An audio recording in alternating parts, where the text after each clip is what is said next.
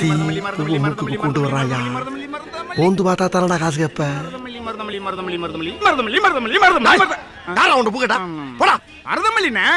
மல்லிய வைக்கிறியா மதுரைய வைக்கிறியா மல்லியத்தான் அப்ப மதுரை யார கட்டி வைக்கிற ஓ அப்படியா